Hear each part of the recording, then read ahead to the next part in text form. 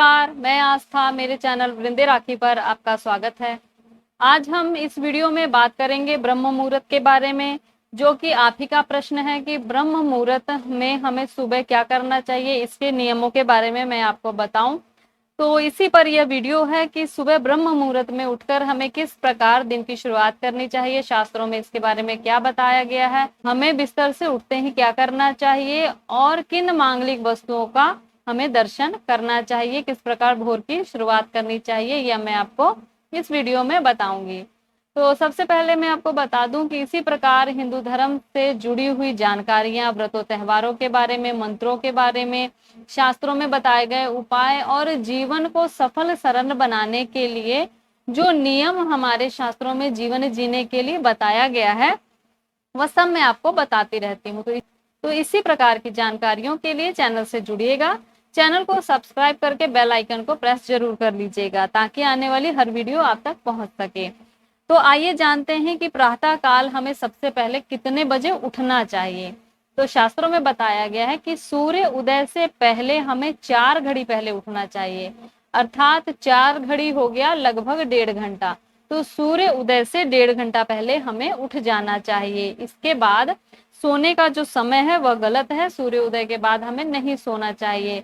लेकिन अगर आप 1.5 घंटा पहले नहीं उठते हैं तो कम से कम आप 5:30-6 बजे जरूर उठ जाएं। तो 1.5 घंटा पहले यहाँ यानी कि 4 घड़ी पहले सूर्य उदय से उठने के लिए शास्त्रों ने कहा है। उसके बाद उठते ही सबसे पहले हमें अपने हाथों को जोड़कर, बिस्तर पर बैठे बैठे ही अपने हाथों को इस प्रकार जोड़कर, इसमें हमें ऊपर, सबसे ऊपर हमें महालक्ष्मी का, माता लक्ष्मी का ध्यान करना चाहिए, मध्य में सरस्वती का और करमूले यहाँ पर हमें गोविंद का ध्यान करना चाहिए या ब्रह्मा का ध्यान करना चाहिए। कराग्रे वस्ते लक्ष्मी ही, कर मध्य सरस्वती, कर मूले स्थितो ब्रह्मा, प्रभाते कर दर्शनम। इस प्रकार मंत्र भी बताया गया है। अपने दोनों हाथों को जोड़कर इस मंत्र को बोलते हुए हमें लक्ष्मी, सरस्वती और ब्रह्मा का या गोविंद का ध्यान करना चाहिए। बिस्तर पर बैठे बैठे हमें यह कार्य करना है।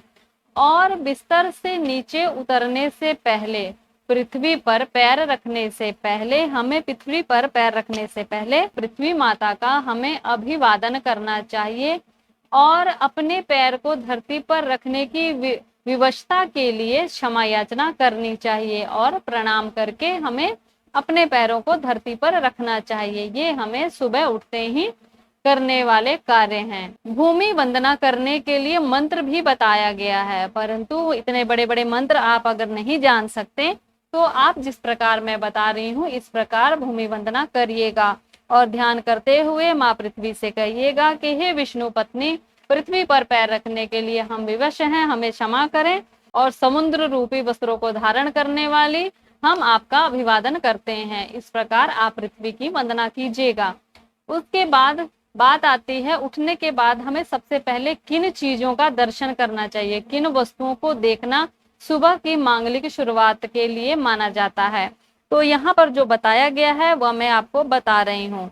सुबह उठने के बाद, पृथ्वी का ध्यान करने के बाद, मंगल दर्शन के लिए जो चीजें हैं उनका हमें सर्वप्रथम दर्शन करना चाहिए। गोरोचन, चंदन, स्वर्ण यानी कि सोना, शंख, मृदंग, दर्पण, मणि आदि मांगलिक वस्तुओं का दर्शन करना चाहिए। गुरु, अग्नि और सूर्य को नमस्कार करना चाहिए। तो सुबह उठकर हमें गोरोचन, चंदन, स्वर्ण, शंख, मृदंग, दर्पण, मणि आदि मांगलिक वस्तुओं का दर्शन करना चाहिए। आप तुलसी भी आपके आंगन में है तो उसके बाद वो भी दर्शन के लिए लीजिए, उसका भी दर्शन कीजिए।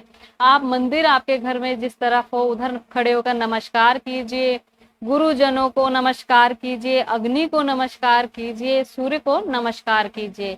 यह सर्वप्रथम हमें सुबह उठते ही तीसरा कार्य करना है। इसके बाद हमें पहले भी कुछ, स्नान से पहले, शौच से पहले भी कुछ नियम बताए गए हैं, जो है मंत्रों को उच्चारण करके जल छिड़कना, खुद को शुद्ध करने के बाद कुछ और भी नियम बताए गए हैं। फिर हम जाएंगे शौच के लिए, फिर स्नान के लिए।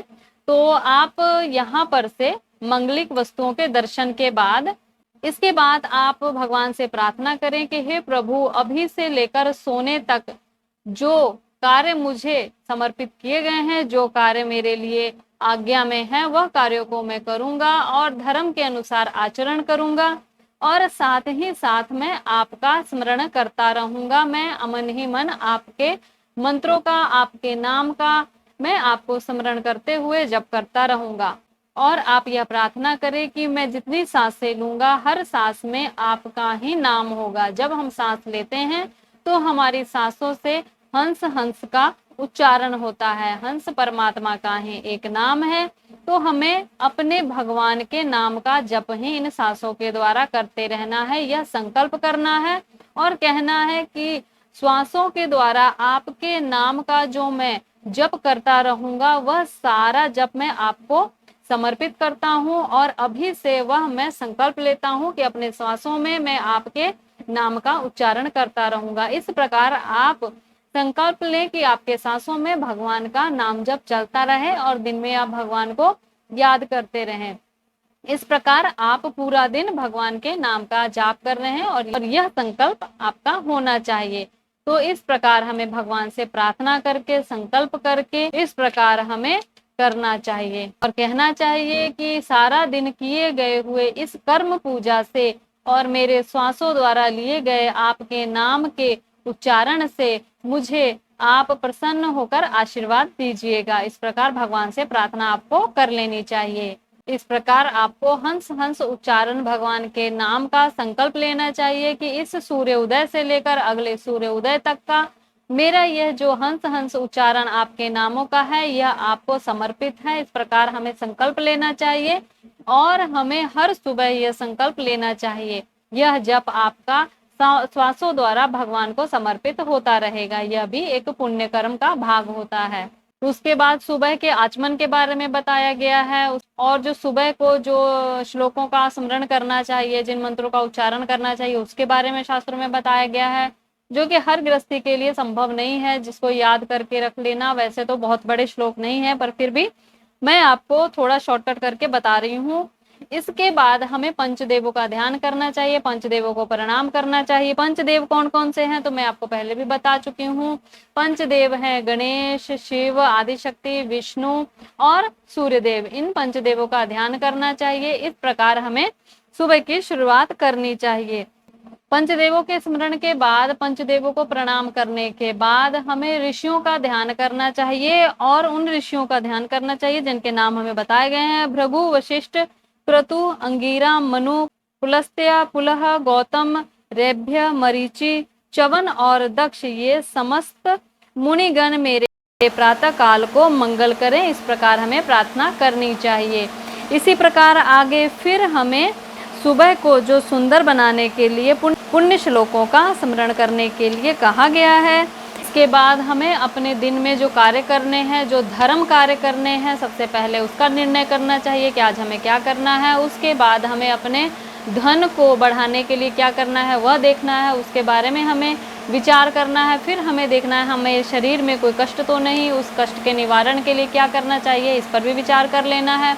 इसके बाद शौच और स्नान का कर्म आता है। यह करने के बाद हम भगवान सूर्य देव को आचमन के बाद आचमन करेंगे। आचमन के बाद भगवान सूर्य को जल हम अर्पित करेंगे। सूर्य देव को हमें सबसे पहले स्नान करने के बाद जल समर्पित करना चाहिए, सूर्य को अर्घ देना चाहिए। सूर्य को अर्घ देने के लिए तांबे के लोटे में अक्षत, चंदन, फूल और थोड़ा सा आप उसमें रोली डाल लें और फिर सूर्य देव को अर्घ दें। और सूर्य अर्घ की जो विधि है वह भी मैंने एक वीडियो बनाकर आपको विस्तार से बताई है, वह भी आप वीडियो जाकर देख लीजिएगा।